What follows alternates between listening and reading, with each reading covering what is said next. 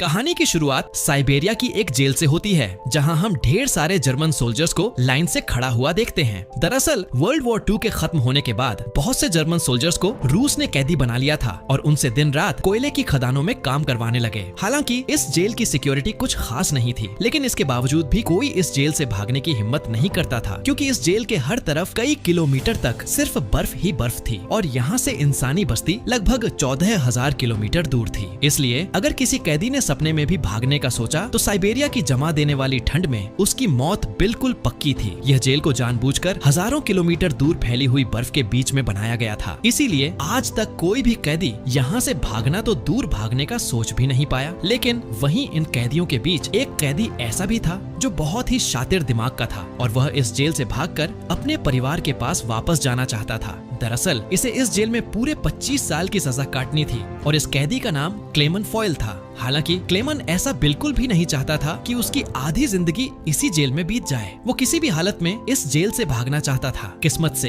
एक दिन क्लेमन को भागने का मौका मिला और वह एक मालगाड़ी में फौरन बैठकर इस जेल से चोरी छिपे निकल गया। अब जेल के बाहर जब उसने खुले आसमान में सितारों को देखा तो वह खुशी से झूम उठा। अभी वह कुछ ही दूर पहुंचा था, तभी उस मालगाड़ी को रोक दिया गया और जब क्लेमन ने बाहर झांका तो एक रशियन सिपाही बंदूक ताने उसके सामने खड़ा था। बदकिस्मती से क्लेमन को पकड़ लिया गया और जेल से भागने के जुर्म में उसे एक सेल में बंद कर दिया गया। उस सेल में क्लेमन को पूरे 2 दिनों तक रखा गया। आखिरकार 2 दिन बाद उसे बाहर निकाला गया और जेल का वार्डन ने उसे कहा कि तुम्हारे साथी बेसब्री से तुम्हारा इंतजार कर रहे हैं। जैसे ही क्लेमन जेल में वापस गया तो उसके साथी लाठियां और डंडे लेकर उसका इंतजार कर रहे थे। सभी कैदी क्लेमन पर बहुत गुस्सा थे, क्योंकि क्लेमन के भागने की वजह से उन सबको पिछले 2 दिनों से खाना नहीं मिला था। अब बाकी कैदियों ने क्लेमन को देखते ही उस पर लाठी डंडे बरसाने शुरू कर दिए, जिससे क्लेमन बुरी तरह से जख्मी हो गया और फिर उसे जेल के हॉस्पिटल में एडमिट करना पड़ा। इस जेल का डॉक्टर भी एक जर्मन कैदी था। होश में आते ही क्लेमन ने डॉक्टर से कहा, मैं एक बार फिर से जेल से भागना चाहता हूँ और मुझे आपकी मदद चाहिए। डॉक्टर क्लेमन का जज्बा देखकर दंग रह गया। डॉक्टर ने उसे समझाया कि इस जेल से जिंदा भाग पाना नामुमकिन है और अगर तुम किसी तरह यहाँ से निकल भी गए तो बाहर की जमा देने वाली सर्दी में वापस नहीं लौटोगे। लेकिन सच यह भी है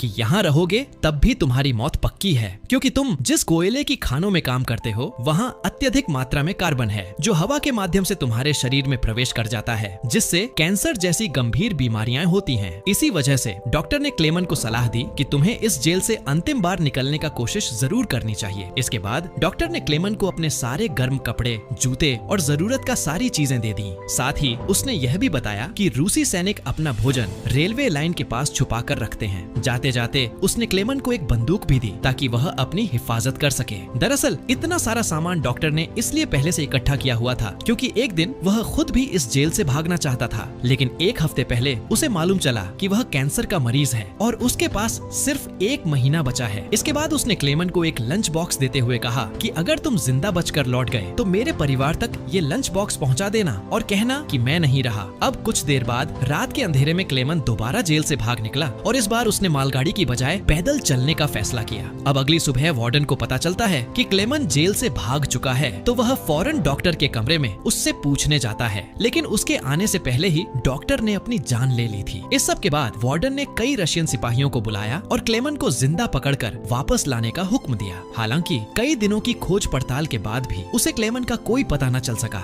अब यहाँ जेल में सबको लगने लगा कि क्लेमन तो कब का जमकर मर चुका होगा, मगर वार्डन हार नहीं मानता है, क्योंकि उसे मालूम था कि क्लेमन बहुत स्ट्रॉन्ग है और वह इतनी आसानी से नहीं मर सकता। इसीलिए वार्डन ने हुक्म दिया कि सर्च ऑपरेशन जारी रखा जाए। तभी दूसरी ओर हम क्लेमन को देखते हैं, जो बर्फीले तूफान को पूरी ऊर्जा के साथ चीरता हुआ आगे बढ़ रहा था। जेल से भागे हुए उसे 9 दिन हो चुके थे कि अचानक कुत्तों के भौंकने की आवाज उसके कानों में पड़ी। पलटकर देखने पर उसने पाया कि एक स्लेज तेजी से उसकी ओर आ रही है। इससे पहले कि वह बचने के लिए कुछ कर पाता, स्लेज उसके ऊपर से गुजरती हुई आगे निकल गई। इसी पल क्लेमन की आंख खुली और उसे पता चला कि यह सब केवल एक सपना था। दरअसल पैदल चलते चलते क्लेमन को 9 दिन बीत चुके थे और उसका सारा खाना खत्म हो गया था। भूख और थकान से उसका बुरा हाल था। आगे बढ़ना लगभग नामुमकिन लग रहा था, मगर क्लेमन ने हार नहीं मानी और जैसे तैसे चलता रहा। कुछ और दिनों बाद उसके शरीर ने भी साथ देना छोड़ दिया और वह भूख के मारे बेहोश हो गया। कई घंटे बाद जब उसे होश आया तो उसने अपने आसपास एक अजीब सी आवाज सुनी। तभी क्लेमन की नजर एक सील पर पड़ी और उसे देखते ही उसकी आंखों में चमक आ गई। उसने तुरंत अपनी बंदूक निकाली और पूरी ताकत लगाकर निशाना साधने की कोशिश की, पर थकान और कमजोरी के कारण उसका निशाना चूक गया और सील वहाँ से भागने लगी। कई दिनों बाद क्लेमन को जिंदा रहने की एक छोटी सी उम्मीद मिली थी, जिसे वो अपने हाथों से जाने नहीं देना चाहता था। क्लेमन तुरंत उसके पीछे भागा। जैसे ही वह गोली चलाने वाला था, सील एक चट्टान के पीछे जा छिपी। इससे पहले कि वह पानी में उतरती, क्लेमन ने अपनी आखिरी गोली चलाई और किस्मत से वह उसे लग गई। यह देख क्लेमन खुशी से झूम उठा, क्योंकि अब उसे अपने सफर में खाने की चिंता नहीं थी। कई दिनों बाद क्लेमन ने पेट भर खाना खाया और थोड़ा आराम करने के बाद अपना सफर फिर से शुरू कर दिया। इस पूरे लंबे सफर में क्लेमन एकदम अकेला था और उसके चारों तरफ बर्फ के सिवा कुछ भी नहीं दिख रहा था। ऐसे माहौल में उसकी दिमागी हालत बिगड़ सकती थी, इसलिए वो खुद में बातें करता रहता और पॉजिटिव बातें बोलकर खुद से उम्मीद जगाता रहता। इसके साथ ही वो हर समय कंपास की ओर देखता रहता, जिससे इस बर्फीली जगह में कहीं खो न जाए। ऐसे ही दिन गुजरते गए। लगातार 2 महीने चलने के बाद क्लेमन को इस बर्फीले मैदान में एक छोटा सा पेड़ दिखा। इस पेड़ को देखकर क्लेमन इतना खुश हुआ जैसे उसके हाथ कोई खजाना लग गया हो। फिर वो भागकर उसे गले लगा लेता है। दरअसल ये पेड़ इस बात का इशारा थी कि ये बर्फीला मैदान यहीं समाप्त होता है और आगे जंगल शुरू होने वाला है। वहीं उधर वार्डन, जो अब भी क्लेमन की तलाश में था, उसने अपने सिपाहियों को 500 किलोमीटर के दायरे में क्लेमन को ढूंढने का हुक्म दिया। फिर हम क्लेमन को देखते हैं जो जंगल में आगे बढ़ रहा था कि अचानक एक बर्फीला तूफान आ गया। तूफान की रफ्तार से बड़े बड़े पेड़ भी जमीन से उखड़कर गिरने लगे।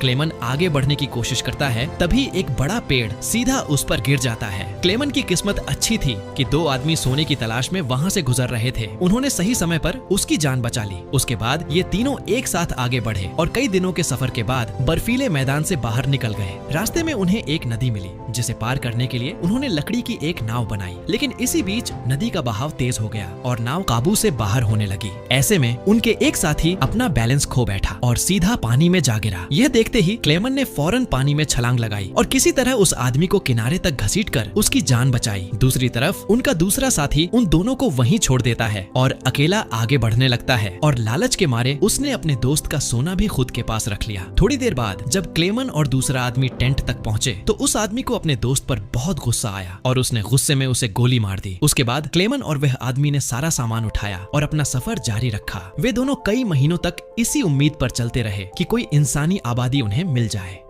पर फिर से सर्दियों के कारण और हर तरफ के जंगल बर्फ की सफेद चादर में छिप गए। उस आदमी ने जो सामान उठाया था वह काफी भारी था, इसलिए उसे बर्फ में चलने में दिक्कत हो रही थी। यह देखकर क्लेमन ने उसका बोझ हल्का करने की कोशिश की और कहा कि कुछ देर के लिए अपना सामान उसे दे दे। लेकिन यहीं पर उस आदमी को शक हुआ कि शायद क्लेमन भी उसका सोना चुराना चाहता है, इसलिए उसने क्लेमन पर हमला कर उसे नीचे धकेल दिया, जिससे क्लेमन बेहोश हो गया। थोड़ी देर बाद जब क्लेमन को होश आया तो उसने देखा कि भेड़ियों का एक झुंड उसकी तरफ बढ़ रहा था। अपनी जान बचाने के लिए क्लेमन एक पेड़ पर चढ़ने लगा, पर चढ़ते चढ़ते एक भेड़िए ने उसका पांव पकड़ लिया। बदकिस्मती से पेड़ कमजोर निकला और बीच से टूट गया, जिससे क्लेमन नीचे गिर पड़ा। अब क्लेमन को लगा कि उसका अंत करीब है। तभी अचानक गोली चलने की आवाज आई।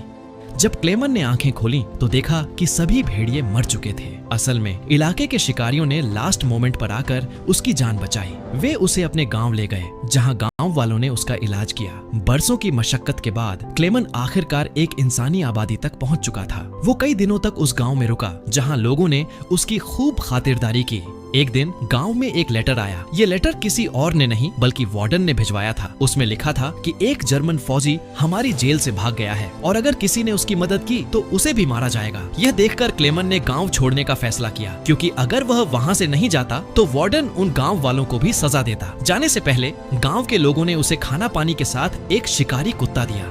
कमाल की बात तो ये थी कि अब इस लंबे सफर में क्लेमन अकेला नहीं था। वे दोनों साथ मिलकर कई दिनों तक चलते रहे। तभी कुछ देर बाद उन्हें एक लकड़ी की फैक्ट्री दिखी और कुत्ता खाने की तलाश में उसके पीछे दौड़ पड़ा। क्लेमन अपने कुत्ते के पीछे अंदर चला गया। इसके बाद वहाँ काम करने वालों ने क्लेमन को पहचान लिया और उसे मालिक के पास ले गए। क्लेमन की कहानी सुनकर मालिक को भी उस पर दया आ गई, जिसके बाद उन्होंने उसे खाना खिलाया और जर्मनी जाने वाली ट्रेन में बिठा दिया। क्लेमन खुश था कि वह आखिरकार घर जा सकता है, लेकिन किसे पता था कि मालिक ने वार्डन को पहले ही खबर दे दी है। दूसरी तरफ वार्डन अपने सिपाहियों के साथ स्टेशन पर उसका इंतजार कर रहा था, पर स्टेशन पहुंचने से पहले क्लेमन ने दूर से ही सिपाहियों को देख लिया। मौका मिलते ही वह ट्रेन से कूदकर भाग निकला। बदकिस्मती से रूसी सिपाहियों की नजर उस पर पड़ गई और वो उसके पीछे लग गए। क्लेमन ने जल्दी से वहाँ से निकलने की कोशिश की, लेकिन तभी अचानक से वार्डन वहाँ पहुँच गया। यह देखकर क्लेमन का दिल टूट गया। अब इससे पहले कि वार्डन उसे गिरफ्तार करता, क्लेमन के कुत्ते ने वार्डन पर हमला कर उसे काट लिया और इस तरह एक बार फिर क्लेमन अपनी पूरी जान लगाकर वहाँ से भाग गया। लेकिन तभी उसे गोली चलने की आवाज आई और जब उसने पीछे मुड़कर देखा तो उसने अपने कुत्ते को मरा हुआ पाया। यह देखकर क्लेमन को बहुत दुख हुआ, पर इसके बावजूद वह रुका नहीं और तेजी से भागता रहा। फिर वह एक ब्रिज के नीचे से गुजर रही ट्रेन के ऊपर कूदकर वहाँ से बचकर निकल गया। इससे पहले कि वार्डन कुछ कर पाता, क्लेमन बहुत दूर निकल चुका था। ऐसे ही दिन बीतते गए,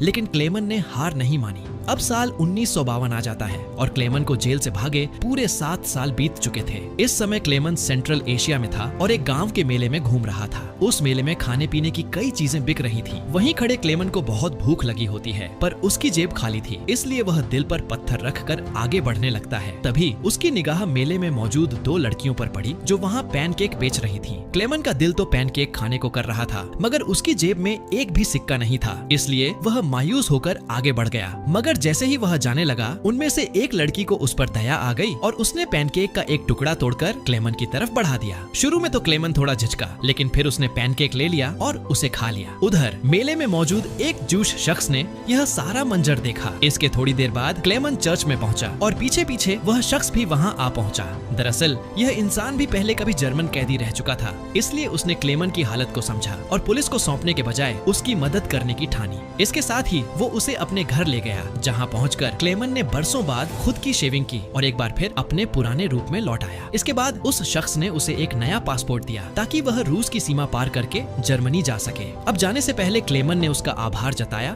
और बॉर्डर की ओर रवाना हो गया। कुछ दिनों बाद वह रूसी सीमा तक पहुंचा और वहां खड़े सिपाही को पासपोर्ट दिखाया। यहाँ क्लेमन को डर था कि कहीं सैनिक उसे पहचान न ले या फिर उसका नकली पासपोर्ट पकड़ा न जाए, लेकिन खुशकिस्मती से सब कुछ ठीक रहा और उसे सीमा पार करने की अनुमति मिल गई। यह देखकर क्लेमन की खुशी का ठिकाना नहीं रहा और वह हंसते हंसते आगे बढ़ गया। अब जैसे ही वह पुल के आधे रास्ते पर पहुंचा, अचानक एक तेज रोशनी उसकी आंखों पर पड़ी और जब उसने आंखें खोली तो सामने वार्डन खड़ा था। उसने पीछे मुड़कर देखा तो वो अभी भी रूस की सरजमी पर खड़ा था, यानी गिरफ्तारी कभी भी हो सकती थी। उस पल क्लेमन के गले से तो आवाज ही नहीं निकली, क्योंकि उसे लगा कि उसकी बरसों की मेहनत अब बेकार चली जाएगी। मगर तभी एक ऐसा पल आया जिसकी उसे भी उम्मीद नहीं थी। वार्डन ने बिना कुछ कहे रास्ता छोड़ दिया और क्लेमन को आगे जाने दिया। अब पहले तो क्लेमन को यकीन नहीं हुआ, लेकिन जब यकीन हुआ तो वो कांपते हुए कदमों से आगे बढ़ गया। दरअसल वार्डन उसकी हिम्मत और जिंदा रहने की लगन से बेहद प्रभावित हुआ था, इसलिए उसने उसे पकड़ने के बजाय रिहा कर दिया। इसके बाद क्लेमन ने वो बॉर्डर पार किया और आखिरकार जर्मनी पहुंच गया।